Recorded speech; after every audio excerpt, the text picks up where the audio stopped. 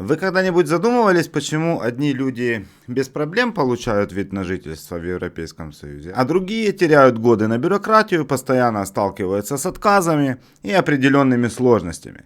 Секрет здесь не в удаче и не в знакомых посольстве. Секрет в том, что существует четкий проверенный пошаговый алгоритм, который многие скрывают от широкой аудитории. Сегодня вы узнаете о нем от самого начала до момента, когда ваш ВНЖ будет официально одобрен. А пока подпишитесь, чтобы не пропустить самое важное.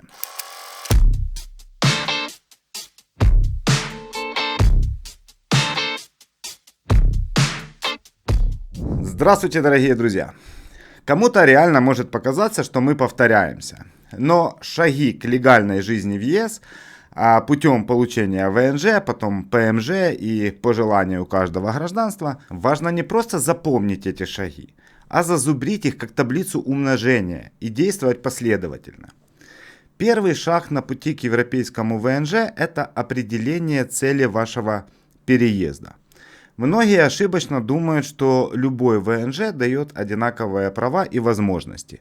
На самом деле разные типы ВНЖ имеют принципиальные различия. Кто-то выбирает работу, кто-то учебу, кто-то инвестиции. Каждая категория требует своей стратегии и пакета документов. Чтобы начать, вам нужно определить страну, которая наилучшим образом соответствует вашим целям. Некоторые государства ЕС, например, Португалия или Германия, предлагают упрощенные процедуры для инвесторов, предпринимателей и высококвалифицированных специалистов. Другие же ориентированы на студентов и исследователей. Выбор страны напрямую влияет на скорость и вероятность одобрения вашего заявления. После того, как страна выбрана, следует изучить типы ВНЖ, которые она предлагает. В некоторых государствах существуют временные разрешения, которые легко продлеваются, но ограничивают права на работу или ведение бизнеса. А в других случаях наоборот. Инвестиционный ВНЖ требует крупных вложений, но открывает путь к гражданству уже через несколько лет. Ключевой момент здесь соотнести ваши финансовые возможности, профессиональный опыт и долгосрочные цели с требованиями страны. Следующий этап – сбор документов. Это, пожалуй, самая скучная, но одновременно критически важная часть процесса.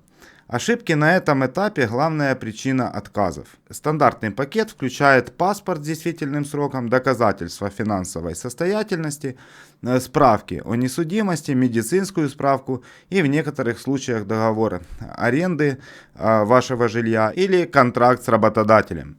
Важно помнить, что каждая страна ЕС предъявляет свои тонкости к оформлению документов. Например, Испания требует нотариально заверенный перевод всех справок, а в Нидерландах может понадобиться регистрация в налоговой еще до подачи заявления. Пропуск даже одного пункта часто приводит к многомесячной задержке рассмотрения. Когда документы собраны, наступает этап подачи заявления. Здесь важно выбрать правильный момент и правильный способ подачи. А многие делают одну и ту же ошибку. Отправляя бумаги онлайн, хотя в их случае личное присутствие на интервью значительно увеличило бы шансы.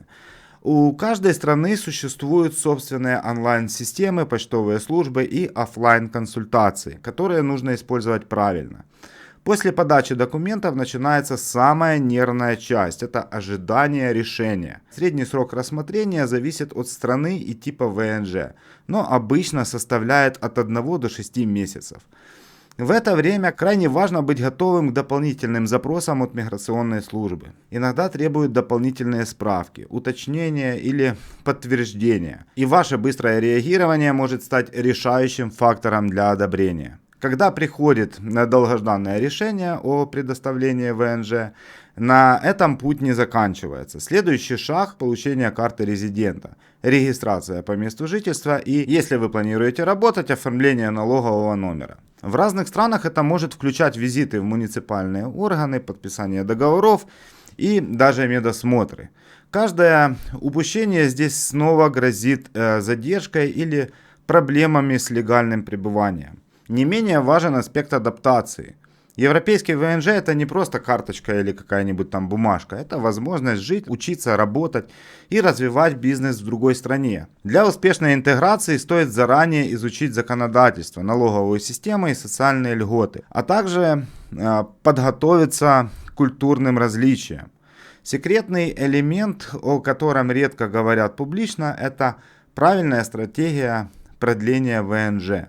Многие новички думают, что продление это формальность, но на практике это отдельный процесс, который требует обновления документов, доказательства вашей активности и иногда финансовых отчетов. Пропуск сроков или недочет в документах может привести к аннулированию разрешения и необходимости покинуть страну. Следующий уровень – путь к гражданству. В некоторых странах ЕС, например, в Португалии, можно получить гражданство уже через 5 лет легального проживания, а в других странах через 10 и более лет. Чтобы ускорить процесс, важно заранее строить стратегию, сохранять постоянное место жительства, своевременно платить налоги и поддерживать чистую репутацию. Практический совет лично от меня: ведите подробный дневник всех действий, связанных с вашим ВНЖ. Записывайте даты подачи документов, контакты с миграционными службами, все финансовые и юридические операции. Это не только упрощает продление и возможные апелляции, но и помогает избегать ошибок, о которых вам не скажут на официальных сайтах. Еще один скрытый момент – юридическая поддержка. Многие считают, что консультации юристов это дорого и не обязательно. На практике же профессиональный юрист, который специализируется на миграционном праве каждой конкретной страны, может сэкономить вам месяцы и даже годы, правильно оформляя документы и избегая типичных ловушек, так как он о них о всех знает. Наконец, психологическая готовность играет огромную роль. Путь к ВНЖ часто требует терпения и настойчивости. Отказы, дополнительные запросы и бюрократические сложности – это нормальная часть процесса. К ней нужно быть готовым. Настоящие победители те, кто соблюдает порядок, не паникует и следует плану шаг за шагом. Подводя итог, можно выделить ключевые шаги к успешному ВНЖ в ЕС.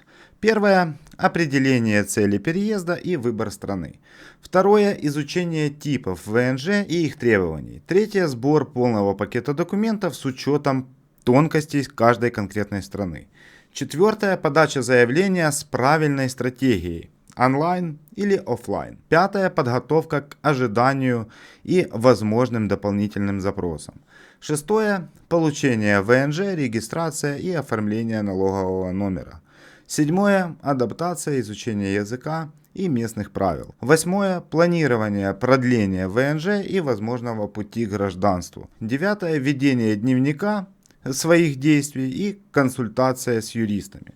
И десятое – сохранение терпения и соблюдение пошагового алгоритма. Следуя этим шагам, вы не просто увеличиваете свои шансы на успешное получение и продление ВНЖ, вы получаете контроль над самим процессом. Бюрократия перестает быть пугающим монстром, превращаясь в систему, которую можно предугадать и использовать в своих интересах. Этот пошаговый план – то, о чем молчат большинство блогов и пабликов. Реальные люди, которые получили ВНЖ и успешно обосновались в Европе, используют именно такую стратегию. Секрет не в удаче, а в знании, дисциплине и внимании к деталям. Если вы хотите переехать в ЕС, не откладывайте. Начните с выбора страны, определения целей и составления списка документов. Каждый день промедления – это потерянное время, которое можно использовать для своей подготовки. И самое главное, следуйте плану до конца, не упуская ни одного шага. Результат, он обязательно придет, и ваша европейская мечта станет реальностью. Подпишитесь, чтобы не пропустить самое важное. Всем добра, пока.